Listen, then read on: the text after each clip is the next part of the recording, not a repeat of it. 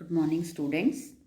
Welcome to the Digital Learning Department of Collegiate Education, and I am Sudharani, our Assistant Professor of Commerce, Government First Grade College, Chiknaiknalli. Dear students, in this session, we are going to discuss about the timekeeping and time booking. Okay, let's move on to the topic. Firstly, timekeeping. What is timekeeping? Timekeeping means to note the attendance of workers for wage payments.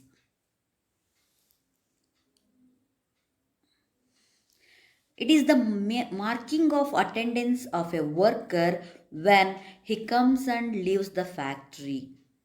This record is generally kept at the factory gate, and the workers coming in and going out have to record their time in it. ಅಂದರೆ ಏನು ಅರ್ಥ ಬರ್ತದೆ ಅಂದರೆ ಇವಾಗ time keeping ಅಂದರೆ it is just A attendance. ಎಷ್ಟೊತ್ತಿಗೆ ಬಂದ, ಎಷ್ಟೊತ್ತಿಗೆ ಕಂಪ್ನಿಯ ಫ್ಯಾಕ್ಟ್ರಿಯಿಂದ ಹೊರಗಡೆ ಹೋದ ಅಂತ ಒಂದು ಅಟೆಂಡೆನ್ಸನ್ನು ತಗೊಳ್ಳೋದನ್ನು ನಾವು ಟೈಮ್ ಕೀಪಿಂಗ್ ಅಂತ ಹೇಳ್ತೀವಿ. So time keeping means to note the attendance of workers for wage payments. ವೇಜಸನ್ನು ಕೊಡಲಿಕ್ಕೋಸ್ಕರ ಏನು ನಾವು ಎಂಟ್ರಿ ಟೈಮು ಮತ್ತು ಎಕ್ಸಿಟ್ ಟೈಮನ್ನು ಒಂದು ನೋಟ್ಬುಕ್ಕಲ್ಲಿ ರೆಕಾರ್ಡ್ ಮಾಡ್ತೀವಿ, ಅದಕ್ಕೆ ನಾವು ಟೈಮ್ ಕೀಪಿಂಗ್ ಅಂತ ಕರಿತೀವಿ. ಯಾಕೆ ಈ ಟೈಮ್ ಕೀಪಿಂಗನ್ನು ಮಾಡಬೇಕು, what is the necessity of time keeping ಅಂತ ಬಂದವಾಗ, ಫಾರ್ ಪೇಮೆಂಟ್ ಆಫ್ ವೇಜಸನ್ನು ಪೇಮೆಂಟ್ ಮಾಡಲಿಕ್ಕೋಸ್ಕರ ನಾವು ಮಾಡಬೇಕಾಗ್ತದೆ. Then it is the marking of attendance of a worker when he comes and leaves the factory. So ಅಲ್ಲಿ ಅವನು ಏನು ಕಂಪ್ನಿಗೆ ಬರ್ತಾನೆ ಅಥವಾ ಫ್ಯಾಕ್ಟ್ರಿಗೆ ಬರ್ತಾನೆ ಮತ್ತು ಹೋಗ್ತಾನೆ ಅದನ್ನು ಕಂಪ್ಲೀಟಾಗಿ ಡೀಟೇಲಾಗಿ ಎಂಟ್ರಿ ಟೈಮ್ನ ಮತ್ತು ಎಕ್ಸಿಟ್ ಟೈಮನ್ನು ಬರೆಯುವಂಥದ್ದಾಗಿರುತ್ತೆ. It is generally kept at the factory gate. ಈ ಅಟೆಂಡೆನ್ಸ್ ಎಲ್ಲಿರ್ತದೆ ಅಂತಂದರೆ ಯೂಶ್ವಲಿ ಫ್ಯಾಕ್ಟ್ರಿ ಎಂಟ್ರೆನ್ಸಲ್ಲಿ ಇರ್ತದೆ. ಹಾಗೆ ಅವರು ಒಳಗೆ ಬರುವಾಗ ಒಂದು ಸಲ, ಹೊರಗಡೆ ಹೋಗುವಾಗ ಒಂದು ಸಲ ರೆಕಾರ್ಡ್ ಮಾಡ್ತಾರೆ ಟೈಮಿಂಗ್ಸನ್ನು. So based on their attendance in the factory they receive wages. ಅವರ ಅಟೆಂಡೆನ್ಸ್ ಏನಿರ್ತದೆ, ಎಷ್ಟು ಅವರ್ ಕೆಲಸ ಮಾಡಿದ್ದಾನೆ ಅಂತ ಇರ್ತದೆ, ಅದರ ಮೇಲೆ ಅವರಿಗೆ ವೇಜಸನ್ನು ಕೊಡ್ತೀವಿ. ಯಾಕೆ ನಾವು ಆಬ್ಜೆಕ್ಟಿವ್ಸನ್ನು ಅಂದರೆ ಅಟೆಂಡೆನ್ಸನ್ನು ಟೈಮ್ ಕೀಪಿಂಗನ್ನು ಮಾಡಬೇಕು? What are the objectives of time keeping?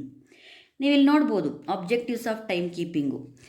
The wage bills of organisation are prepared by the payroll department on the basis of information given in the time keeping department. ಏನು ನಾವು ಎಂಪ್ಲಾಯೀಸ್ಗೆ ವೇಜಸ್ನ ಪೇ ಮಾಡ್ತೀವಿ, ಆ ಬಿಲ್ಸನ್ನು ಅವರು ready ಮಾಡೋದೇ through attendance. Not only factory ಮಕ್ಕಳೇ, ಇವಾಗ ಪ್ರತಿಯೊಂದು ಡಿಪಾರ್ಟ್ಮೆಂಟಲ್ಲೂ ಕೂಡ ಆನ್ ದ ಬೇಸಿಸ್ ಆಫ್ ಅಟೆಂಡೆನ್ಸನ್ನೇ ಪ್ರತಿಯೊಬ್ಬ ಎಂಪ್ಲಾಯೀಸ್ಗೆ ಸ್ಯಾಲ್ರಿಯನ್ನು ಪೇ ಮಾಡ್ತಾರೆ. It may be government sector or it may be private sector. On the basis of attendance only the wage bills will be prepared. So time ಕೀಪಿಂಗನ್ನು ಮೊದಲ ಉದ್ದೇಶ ಏನು ಅಂದರೆ the payment of wages. Okay. Then secondly, the costing department will compute the labor cost of different jobs, departments, cost centers, etc. basing on the date of time spent provided by the timekeeping department. ಪ್ರತಿಯೊಂದು ಈ casting ಡಿಪಾರ್ಟ್ಮೆಂಟಲ್ಲಿ, ಅದರಲ್ಲೂ labour casting ಡಿಪಾರ್ಟ್ಮೆಂಟಲ್ಲಿ ಪ್ರತಿಯೊಂದು ಜಾಬ್ಸ್ನ ಮತ್ತು ಡಿಪಾರ್ಟ್ಮೆಂಟ್ಸ್ನ cost ಸೆಂಟರ್ನ ಡಾಟಾವನ್ನು time ಮೇಲೆ ಏನು time keeping department ಕೊಡ್ತದೆ timings, ಅದರ ಮೇಲೇ ಫುಲ್ಲು ಬೇಸ್ ಆಗಿರ್ತದೆ. ಲೇಬರ್ ಕಾಸ್ಟನ್ನು completely based on time keeping records ಏನಿರುತ್ತೆ ಅದರ ಬೇಸಿಸ್ ಮೇಲೇ ಇಡೀ ಕಾಸ್ಟಿಂಗ್ ಡಿಪಾರ್ಟ್ಮೆಂಟು ಲೇಬರ್ ಕಾಸ್ಟನ್ನು ಅಳಿಯುತ್ತೆ ಅಥವಾ ಕ್ಯಾಲ್ಕುಲೇಟ್ ಮಾಡುತ್ತೆ. The time record will give us an idea about the total time for which the workers were present in the factory and for which they are paid. ನಾವು ಪ್ರಾಪರಾಗಿ record maintain ಮಾಡೋದ್ರಿಂದ ಅವನು ನಿಜವಾಗ್ಲೂ ಫ್ಯಾಕ್ಟ್ರಿಯಲ್ಲಿ ಎಷ್ಟು time spend ಮಾಡ್ದ, ನಾವು ಅವನಿಗೆ ಎಷ್ಟು ಸ್ಯಾಲರಿಯನ್ನು ಕೊಡ್ತಾ ಇದ್ದೀವಿ ಅನ್ನೋದು ಈಸಿಯಾಗಿ ಗೊತ್ತಾಗ್ತದೆ. ನಾವೀಗ ರೆಕಾರ್ಡ್ ಮಾಡಿರ್ತೀವಿ ಬೆಳಗ್ಗೆ 10 ಗಂಟೆಯಿಂದ 5ವರೆಗೂ ಫ್ಯಾಕ್ಟ್ರಿ ಟೈಮಿಂಗ್ಸ್ ಇದೆ. Suppose he will entry at 11 ಗಂಟೆಗೆ ಬಂದ, 4 ಗಂಟೆಗೆ ಹೋದ ಅಂದಾಗ ನಾವು ಅವನಿಗೆ 10ರಿಂದ 5 ಗಂಟೆಗೆ ಸ್ಯಾಲ್ರಿ ಕೊಡ್ತಾ ಇದ್ದೀವಿ. ಬಟ್ ಅವ್ನು ಆ್ಯಕ್ಚುಯಲ್ ಆಗಿ ಫ್ಯಾಕ್ಟ್ರಿಲಿ ಇರ್ತಾ ಇರೋದು 11ರಿಂದ 4.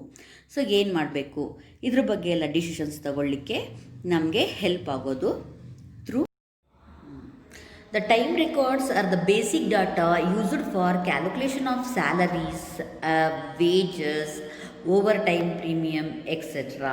ನೋಡಿ ಮಕ್ಕಳೇ, ಬರೀ ಟೈಮ್ ರೆಕಾರ್ಡ್ಸು ನಮಗೆ ಬರೀ ವೇಜಸ್ ಒಂದೇ ಕೊಡಲಿಕ್ಕೆ ಹೆಲ್ಪ್ ಆಗಲ್ಲ. ಈಗ ಅವನು ಎಷ್ಟು ಹೊತ್ತು ಓವರ್ ಟೈಮ್ ಮಾಡಿದ್ನ, ಇವಾಗ for example 8 hour duty normal duty ಅಂತ ಅಂದರೆ ಆಫ್ಟರ್ 8 ಅವರ್ ಅವನು ಎಷ್ಟು ಅವರ್ ವರ್ಕ್ ಮಾಡ್ತಾನೆ ಅದನ್ನು ನಾವು ಓವರ್ ಟೈಮ್ ಅಂತ ಹೇಳ್ತೀವಿ. ಆ ಓವರ್ ಟೈಮ್ ಮಾಡಿದ್ದಕ್ಕೆ ಅವನಿಗೆ ಎಕ್ಸ್ಟ್ರಾ ಸ್ಯಾಲ್ರಿ ಕೊಡಬೇಕಾಗ್ತದೆ. ಇದು ನಮಗೆ ಯಾವುದರಿಂದ ಗೊತ್ತಾಗ್ತದೆ, ಓನ್ಲಿ ನಮಗೆ ಟೈಮ್ನ ರೆಕಾರ್ಡ್ಸ್ ಮಾಡೋದ್ರ ಮೂಲಕ, ಟೈಮ್ ಕೀಪ್ನ ಮಾಡೋದ್ರ ಮೂಲಕ, ಟೈಮ್ ಕೀಪಿಂಗ್ ಮಾಡೋದ್ರ ಮೂಲಕ ನಾವು ಈಸಿಯಾಗಿ ಅವನ ಸ್ಯಾಲ್ರಿ ಎಷ್ಟು, ವೇಜಸ್ ಎಷ್ಟು, ಅದರಲ್ಲಿ ಅವನಿಗೆ OT ಎಷ್ಟು ಕೊಡಬೇಕು, ಪ್ರೀಮಿಯಮ್ ಎಷ್ಟು ಕೊಡಬೇಕು ಅನ್ನೋದು ನಮಗೆ ಈಸಿಯಾಗಿ ಗೊತ್ತಾಗ್ತದೆ. ಅದಷ್ಟೇ ಅಲ್ಲದೆ there are various methods of time keeping. Time keeping ಮಾಡೋದ್ರಲ್ಲಿ ನಮಗೆ ಸುಮಾರು ಮೆಥಡ್ಗಳಿದೆ. ಅದರಲ್ಲಿ ಫಸ್ಟ್ ಒನ್ನು ಹ್ಯಾಂಡ್ ರಿಟರ್ನ್ ರೆಕಾರ್ಡ್ ಅಂತ ಕರಿತೀವಿ. ಹ್ಯಾಂಡ್ ರಿಟರ್ನ್ ರೆಕಾರ್ಡ್ ಅಂತ ಅಂದರೆ ಒಂದು ಲೆಡ್ಜರ್ ಇಟ್ಬಿಟ್ಟು ಗೇಟಲ್ಲಿ ಅವನು ಒಳಗೆ ಬರ್ತಾ ಎಂಟ್ರಿ ಟೈಮಲ್ಲಿ ಸಿಗ್ನೇಚರ್ ಮಾಡಬೇಕು. ಹಾಗೆ when he leaves the factory, ಅವನು ಆಚೆ ಹೋಗುವಾಗ ಹಿ ಮಸ್ಟ್ ಸೈನ್.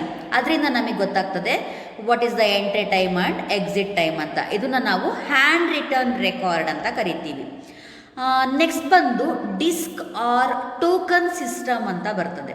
ಈ ಡಿಸ್ಕ್ ಆರ್ ಟೋಕನ್ ಸಿಸ್ಟಮ್ ಅಂತ ಬಂದರೆ ಇಲ್ಲಿ ಪ್ರತಿಯೊಬ್ಬ ಎಂಪ್ಲಾಯೀಸ್ಗೆ ಒಂದು ಕಾರ್ಡನ್ನು ಕೊಡ್ತಾರೆ. ಕಾರ್ಡ್ ಅಂತ ಅಂದರೆ ಇವಾಗ ಸ್ಮಾರ್ಟ್ ಕಾರ್ಡ್ ಥರ, ಅದು ಡಿಸ್ಕ್ ಥರ ಇರುತ್ತೆ. ಅದನ್ನು ಸ್ಕ್ಯಾನ್ ಮಾಡುತ್ತೆ. ನೀವು ಎಂಟ್ರಿ ಆದಾಗ ಕಂಪ್ನಿ ಒಳಗೆ ಅಥವಾ ಫ್ಯಾಕ್ಟ್ರಿ ಒಳಗೆ ಎಂಟ್ರಿ ಆಗಬೇಕಾದ್ರೆ ನೀವು ಆ ಡಿಸ್ಕನ್ನು ನೀವು ಕಂಪ್ಯೂಟರ್ಗೆ ಅಥವಾ ಅದೇನು ಸ್ಕ್ಯಾನರ್ ಇರ್ತದೆ ಅಲ್ಲಿ ತೋರಿಸಿದ್ರೆ ಅದು ನಿಮಗೆ ಒಳಗೆ ಎಂಟ್ರಿ ಮಾಡಿಕೊಡುತ್ತೆ. ಸೊ ಅದನ್ನು ನಾವು ಡಿಸ್ಕ್ ಆರ್ ಟೋಕನ್ ಸಿಸ್ಟಮ್ ಅಂತ ಹೇಳ್ತೀವಿ. ಒಳಗೆ ಬರಬೇಕಾದ್ರೆ ಮತ್ತು ಹೊರಗೆ ಹೋಗಬೇಕಾದ್ರೆ ನೀವು ಆ ಕಾರ್ಡನ್ನು ತೋರಿಸಿ ನೀವು ಒಳಗೆ ಬರಬೇಕಾಗತ್ತೆ. ತೋರಿಸೋದು ಅಂದರೆ ಎಲೆಕ್ಟ್ರಾನಿಕ್, ಅದು ಎಲೆಕ್ಟ್ರಾನಿಕ್ ಮೀಡಿಯಾ ಥರ ಇರತ್ತದದು. ಈಗ ಫಾರ್ ಎಕ್ಸಾಂಪಲ್ ಇತ್ತೀಚೆಗೆ ಹೇಳೋದಾದರೆ ಬಯೋಮೆಟ್ರಿಕ್ ಅಂತ ಮಾಡ್ತೀವಿ, ಪಂಚ್ ಕಾರ್ಡ್ ಸಿಸ್ಟಮ್ ಅಂತ ಹೇಳ್ತಾರಲ್ವ, ಬಯೋಮೆಟ್ರಿಕ್ ಥರ ನೀವು ಹೋಗಲ್ಲಿ ಹೆಬ್ಬೆಟ್ಟು ಒತ್ತಿದ್ರೆ ರೆಕಾರ್ಡ್ ಆಗುತ್ತೆ. ಸಾಯಂಕಾಲ ಬರುವಾಗ ಕೂಡ ನಿಮ್ಮ ಥಂಬನ್ನು ಕೊಡಬೇಕು, ಅಥವಾ ನಿಮ್ಮ ನಿಮ್ಮದೇ ಐಸ್ ನೀವು ಹೋದ ತಕ್ಷಣ ನಿಂತ್ಕೊಂಡ್ರೆ ನಿಮ್ಮ ಐಸ್ನ ಸ್ಕ್ಯಾನ್ ಮಾಡಿ ಎಂಟ್ರಿ ತಗೊಳುತ್ತೆ. ನೀವು ಬರಬೇಕಾದ್ರೆ ಒಂದ್ಸಲಿ ನೀವು ಫೇಸ್ನ ತೋರಿಸಿದ್ರೆ ಐಸ್ನ ಸ್ಕ್ಯಾನ್ ಮಾಡಿ ಎಕ್ಸಿಟ್ ತಗೊಳುತ್ತೆ. ಸೊ ಇದನ್ನು ಪಂಚ್ ಕಾರ್ಡ್ ಸಿಸ್ಟಮ್ ಅಂತ ಹೇಳ್ತೀವಿ. ಸೇಮ್ ಟೈಪು, ಇದು ಸ್ವಲ್ಪ ಓಲ್ಡ್ ಮೆಥಡು, ಡಿಸ್ಕ್ ಮೆಥಡ್ ಅನ್ನೋದು. ಅಲ್ಲೇನಾಗ್ತಿತ್ತು ಅಂದರೆ ಒಂದು ID ಕಾರ್ಡ್ ಥರ ಒಂದು ಕಾರ್ಡ್ ಕೊಡ್ತಾಯಿದ್ರು. ನೀವು ಸುಮಾರು ಮೂವೀಸಲ್ಲಿ ನೋಡಿರ್ಬೋದು. ಆ ಕಾರ್ಡನ್ನು ಅವರು ಗೇಟಲ್ಲಿ ಅದನ್ನು ತೋರಿಸಿದ್ರೆ ಸ್ಕ್ಯಾನ್ ಮಾಡುತ್ತೆ.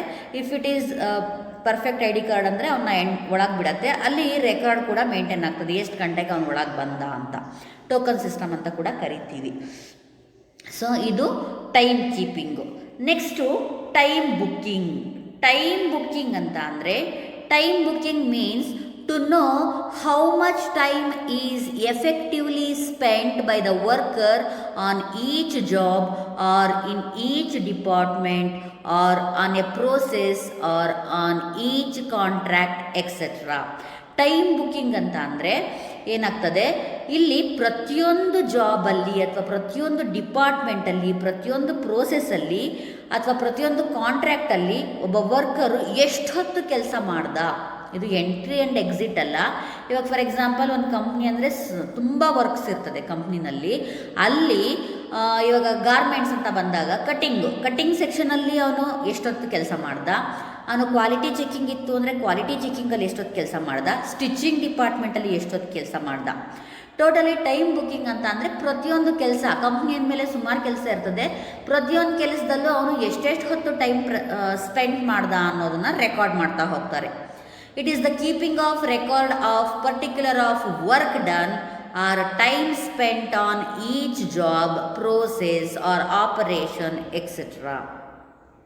It is used to ascertain the labor time spent on each job, analysis of idle time, labour cost of various jobs and products. ಅವ್ನ ಕಂಪ್ನಿಗೆ ಬಂದಿದ್ದಾನೆ ಅಂತ ಮಾತ್ರಕ್ಕೆ ಅವ್ನ ಕಂಪ್ನಿಲಿ ಕೆಲಸ ಮಾಡ್ತಾ ಇದ್ದಾನೆ ಅಂತ ಅರ್ಥ ಅಲ್ಲ. ಸೊ ಹಾಗಾಗಿ ಅವನು ಪ್ರತಿಯೊಂದು ಜಾಬ್ನ ಸ್ಟಾರ್ಟ್ ಮಾಡಬೇಕಾದ್ರೆ ಏನು ಟೈಮ್ ಇತ್ತು, ಅವನು ಯಾವಾಗ ಜಾಬ್ನ ಮುಗಿಸ್ದ ಅದನ್ನು ನಾವು ರೆಕಾರ್ಡ್ ಮಾಡ್ತಾ ಹೋಗ್ತೀವಿ. ಇದರಿಂದ ನಮ್ಗೆ ಏನು ಗೊತ್ತಾಗ್ತದೆ ಅಂದರೆ ಐಡಲ್ ಟೈಮ್ ಅಂತ ಅಂದರೆ ಅವನು ಏನೋ ಕೆಲಸ ಮಾಡದೆ ಎಷ್ಟೊತ್ತಿದ್ದ ಆ ಥರ. The time booking record is kept in the form of time cards for each worker. ಪ್ರತಿಯೊಬ್ಬಂಗೂ ಟೈಮ್ ಕಾರ್ಡ್ ಕೊಡ್ತಾರೆ. Recording there in the actual time spent by him on the work. ಅವ್ನು ನಿಜವಾಗ್ಲೂ ಆ ವರ್ಕಲ್ಲಿ ಎಷ್ಟೊತ್ತು ಸ್ಪೆಂಡ್ ಮಾಡ್ದ ಅನ್ನೋದನ್ನ ಅದರಲ್ಲಿ ರೆಕಾರ್ಡ್ ಮಾಡ್ತಾರೆ. It is the recording of time spent within the working day upon different jobs. ಒಂದೇ ದಿನ ಎಷ್ಟು ತರಹದ ಕೆಲಸ ಮಾಡ್ದ ಅನ್ನೋದು, ಅಂದರೆ ಒಂದೊಂದು ಕೆಲಸದಲ್ಲೂ ಎಷ್ಟು ಹೊತ್ತು ಸಮಯನ ಅವನು ವ್ಯಯಿಸ್ದ ಅನ್ನೋದನ್ನು ರೆಕಾರ್ಡ್ ಮಾಡ್ತಾ ಹೋದರೆ that is called time booking. ಇವಾಗ ನಾವು ಹೆಂಗೆ ಲೆಕ್ಚರರ್ ಜಾಬಲ್ಲಿ ಹವರ್ ವೈಸ್ ಕೆಲಸ ಮಾಡ್ತೀವಿ. ಇವಾಗ ಫಾರ್ ಎಕ್ಸಾಂಪಲ್ 1 ಅವರ್ ನಾವು ಫಸ್ಟ್ ಇಯರಿಗೆ ಕ್ಲಾಸ್ ತೊಗೊಂಡ್ರೆ ಇನ್ನೊಂದು ಹವರು ಸೆಕೆಂಡ್ ಇಯರಿಗೆ ತೊಗೋತೀವಿ, ಹಾಗೆ ಇನ್ನೊಂದು ಅವರು ಥರ್ಡ್ ಇಯರ್ಗೆ. ಇನ್ನು ಉಳಿದ ದಿನದ 7 ಗಂಟೆ ಅಂದರೆ 3 ಅವರ್ಸು ನಾವು ಟೀಚಿಂಗಲ್ಲಿ ಕಳೆದ್ವಿ. ಹಾಗಾದರೆ ವಾಟ್ ಅಬೌಟ್ ದ 4 ಅವರ್ಸ್? ಆ 4 ಅವರ್ಸಲ್ಲಿ ಯಾವ್ಯಾವ ಕೆಲಸ ಮಾಡಿದ್ವಿ, ಈ ರೀತಿ ನಾವು ರೆಕಾರ್ಡನ್ನು ಮೇಂಟೈನ್ ಮಾಡಿದ್ರೆ that is called time booking ಅಂತ ಹೇಳ್ತೀವಿ. Time booking. Objectives of time booking. ಯಾಕೆ ನಾವು ಈ ಟೈಮ್ ಬುಕ್ಕಿಂಗನ್ನು ಮಾಡಬೇಕು? First one, to ascertain the labour time spent on the job and the idle labour hours. Usually ಮೀನಿಂಗಲ್ಲೇ ಹೇಳ್ದಂಗೆ ಅವನು ಪ್ರತಿಯೊಂದು ಕೆಲಸದಲ್ಲೂ ಎಷ್ಟೊತ್ತು ಸಮಯನ ವ್ಯಯಿಸ್ದ, ಹಾಗೆ ಕೆಲಸ ಮಾಡ್ದೇ ಎಷ್ಟೊತ್ತಿದ್ದ ಅಂತ ತಿಳ್ಕೊಳ್ಳಿಕ್ಕೆ ನಾವು ಯೂಸ್ ಮಾಡ್ತೀವಿ. And secondly, to ascertain labour cost of various jobs and products. ಎಷ್ಟೊಂದು ಡಿಫ್ರೆಂಟ್ ಟೈಪ್ಸ್ ಆಫ್ ಜಾಬ್ಸ್ ಇದೆ ಅಥವಾ ಡಿಫ್ರೆಂಟ್ ಟೈಪ್ಸ್ ಆಫ್ ವರ್ಕ್ ಇದೆ ನಮ್ಮ ಕಂಪ್ನಿನಲ್ಲಿ ಅಂದರೆ ಪ್ರತಿಯೊಂದು ಜಾಬ್ನ ಕಾಸ್ಟ್ ಎಷ್ಟಾಯಿತು. ಅವ್ನು ಕಟಿಂಗ್ ಸೆಕ್ಷನಲ್ಲಿ ಕೆಲಸ ಮಾಡಿದೆ ಅಂದರೆ ಅಲ್ಲಿ ಎಷ್ಟು ಕಾಸ್ಟ್ ಬಿದ್ದಿದೆ, ಅವ್ನು ಇನ್ನೊಂದು ಯಾವುದೋ ಸೆಕ್ಷನಲ್ಲಿ ಸ್ಟಿಚಿಂಗ್ ಡಿಪಾರ್ಟ್ಮೆಂಟಲ್ಲಿ ಕೆಲಸ ಮಾಡಿದೆ ಅಂದರೆ ಅಲ್ಲಿ ಎಷ್ಟು ಕಾಸ್ಟ್ ಬಿತ್ತು.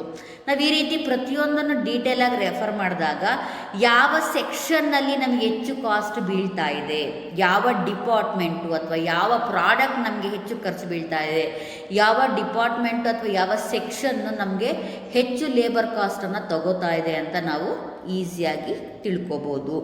ಆಮೇಲೆ to calculate the amount of wages and bonus payable under the wage incentive scheme. ನೀವು ಹೇಗೆ ಟೈಮ್ ಕೀಪಿಂಗಲ್ಲಿ ವೇಜಸ್ಸು ಕ್ಯಾಲ್ಕುಲೇಟ್ ಮಾಡೋಕ್ಕೆ ಹೆಲ್ಪ್ ಆಗುತ್ತೋ ಅದೇ ರೀತಿ ಈ ಟೈಮ್ ಬುಕ್ಕಿಂಗಿಂದ ಕೂಡ ನಮಗೆ ವೇಜಸ್ ಕೊಡಲಿಕ್ಕೆ, ಬೋನಸ್ ಕೊಡಲಿಕ್ಕೆ, ಮತ್ತು ಅವನು ಇನ್ಸೆಂಟಿವ್, ಅವ್ನು ತುಂಬ ಚೆನ್ನಾಗಿ ಕೆಲಸ ಮಾಡ್ತಾ ಇದ್ದಾನೆ ಅಂದರೆ ಅವನಿಗೆ ಮೋಟಿವೇಟ್ ಇನ್ನೂ ಹೆಚ್ಚು ಚೆನ್ನಾಗಿ ಕೆಲಸ ಮಾಡಲಿ ಅಂತ ಅವನಿಗೆ ಇನ್ಸೆಂಟಿವ್ಸ್ ಕೊಡೋದು, ಎಕ್ಸ್ಟ್ರಾ ಪೇಮೆಂಟ್ ಕೊಡೋದು, ಇದನ್ನೆಲ್ಲ ಕ್ಯಾಲ್ಕುಲೇಟ್ ಮಾಡಲಿಕ್ಕೆ ನಮ್ಗೆ ಈಸಿ ಆಗ್ತದೆ. To compute and determine overhead rates and absorption of overheads under the labour and machine hour methods. ಅದಷ್ಟೇ ಅಲ್ಲದೆ ಓವರ್ ಹೆಡ್ ರೇಟ್ಸ್ ಅಂತ ಅಂದರೆ ಇಂಡೈರೆಕ್ಟ್ ಎಕ್ಸ್ಪೆನ್ಸಸ್ ನಮ್ಗೆ ಏನು ಖರ್ಚಾಗ್ತಾ ಇದೆ, absorption of overheads, labour, machine ಮೆಥಡಲ್ಲಿ ಅಂಡರ್ ದ ಲೇಬರ್ ಮೆಥಡಲ್ಲಿ ಎಷ್ಟು ನಮಗೆ ಇಂಡೈರೆಕ್ಟ್ ಎಕ್ಸ್ಪೆನ್ಸಸ್ ಬೀಳ್ತಾ ಇದೆ ಅಥವಾ ಇಂಡೈರೆಕ್ಟ್ ಲೇಬರ್ ಖರ್ಚು ಬೀಳ್ತಿದೆ, ಅಥವಾ ಮೆಷಿನ್ ಅವರ್ ಮೆಥಡಲ್ಲಿ ಮಾಡಿದಾಗ ನಮಗೆ ಎಷ್ಟು ಇಂಡೈರೆಕ್ಟ್ ಲೇಬರ್ ಖರ್ಚು ಬೀಳ್ತಾ ಇದೆ. ಓವರ್ ಹೆಡ್ ಅಂತ ಅಂದರೆ ಇಂಡೈರೆಕ್ಟ್ ಎಕ್ಸ್ಪೆನ್ಸಸ್ ಆಫ್ ಲೇಬರ್ ಅಂತ. ಯಾರು ನಮ್ಮ ಡೈರೆಕ್ಟ್ ಪ್ರೋಸೆಸ್ಸಲ್ಲಿ ಬರೋಲ್ಲ, ಮ್ಯಾನುಫ್ಯಾಕ್ಚರಿಂಗ್ ಪ್ರೋಸೆಸ್ಸಲ್ಲಿ ಬರೋಲ್ಲ ಲೇಬರರ್ಸು, ಇಂಡೈರೆಕ್ಟ್ ಲೇಬರ್ ಅಂತ ಏನು ಕರಿತೀವಿ, accountant, supervisor, general manager, auditor, ಇವ್ರದ್ದೆಲ್ಲ ಈ ಎಕ್ಸ್ಪೆನ್ಸಸ್ನ ಲೆಕ್ಕ ಹಾಕಲಿಕ್ಕೆ ನಮ್ಗೆ ಈಸಿ ಆಗ್ತದೆ. To evaluate the performance of labour by comparing actual time booked with standard time. ಅಷ್ಟೇ ಅಲ್ಲದೆ ನಾವು ನಿಜವಾಗ್ಲೂ ಕಂಪ್ಯಾರಿಷನ್ ಅಂತ ಬಂದಾಗ ನಮ್ಮ ರೂಲ್ಸ್ ಏನಿರ್ತದೆ ನಮ್ಮ ಕಂಪ್ನಿಯಲ್ಲಿ, ಓಕೆ ನಮಗೊಂದು ಅಂದಾಜು ಇರ್ತದೆ, ಒಂದು 5 ಅವರ್ಸ್ ಒಳಗೆ ಈ ವರ್ಕ್ ಕಂಪ್ಲೀಟ್ ಆಗುತ್ತೆ ಅಂತ ನಮ್ಮದೊಂದು ಅಸಂಪ್ಷನ್ ಇರ್ತದೆ. That is standard. ಒಂದು 5 ಅವರ್ಸಲ್ಲಿ ಈ ವರ್ಕ್ ಮುಗಿಸ್ಬೇಕು ಅಂತ. ಬಟ್ ಲೇಬರ್ ಏನು ಮಾಡ್ತಾನೆ, 3 ಅವರ್ಸಲ್ಲಿ ಕಂಪ್ಲೀಟ್ ಮಾಡ್ಬೋದು, 4 ಅವರ್ಸಲ್ಲಿ ಕಂಪ್ಲೀಟ್ ಮಾಡ್ಬೋದು. Some of the labours completed 7 hours, ಕೆಲವರು 7 ಗಂಟೆನೂ ತೊಗೋಬೋದು. ಸೊ ಇದನ್ನು ನಾವು ಕಂಪೇರ್ ಮಾಡಲಿಕ್ಕೆ ನಾವು ನಿಗದಿಪಡಿಸಿದ ಸಮಯಕ್ಕೂ ನಿಜವಾಗ್ಲೂ ಲೇಬರ್ ತಗೊಂಡ ಸಮಯಕ್ಕೂ ಕಂಪ್ಯಾರಿಸನ್ ಮಾಡಿ ಬೇಗ ಕೆಲಸ ಮಾಡುವಂಥ ವರ್ಕರ್ಗೆ ನಾವು ಹೆಚ್ಚು ಇನ್ಸೆಂಟಿವ್ಸ್ನ ಕೊಡೋದ್ರ ಮೂಲಕ, ಇನ್ನೂ ಹೆಚ್ಚು ಪ್ರೋತ್ಸಾಹ ಕೊಡೋದ್ರ ಮೂಲಕ ಅವ್ರ ಹತ್ರ ಇನ್ನೂ ಎಕ್ಸ್ಟ್ರಾ ವರ್ಕ್ ತೆಗಿಲಿಕ್ಕೆ ಪ್ರಯತ್ನ ಪಡೋದು. ಅಥವಾ ತುಂಬ ಚೆನ್ನಾಗಿ ಕೆಲಸ ಮಾಡೋರಿಗೆ ಒಂದು ಸ್ಯಾಲ್ರಿ, ಸ್ವಲ್ಪ ವರ್ಕ್ ಅಷ್ಟೇನು ನಮಗೆ ಸ್ಯಾಟಿಸ್ಫ್ಯಾಕ್ಷನ್ ಇಲ್ಲ ಅನ್ನೋರಿಗೆ ಬೇರೆ ಥರ ಅವ್ರನ್ನ ಮೋಟಿವೇಟ್ ಮಾಡೋದು ಅಥವಾ ಅವ್ರನ್ನ ತೆಗೆದು ಹಾಕೋದಾ, ಈ ಥರದ ಡಿಸಿಷನ್ಸ್ ತಗೊಳ್ಳಿಕ್ಕೆ ನಮಗೆ ಯೂಸ್ ಆಗ್ತದೆ. ಸೊ ಹಾಗಾಗಿ we have to compare with the standard time and actual time. ಇದು ನಿಮ್ಮ ಪ್ರಾಬ್ಲಮ್ಸಲ್ಲಿ ಇದನ್ನೆಲ್ಲ ನೋಡ್ತೀರಾ. Hope you people understood this class. Thank you.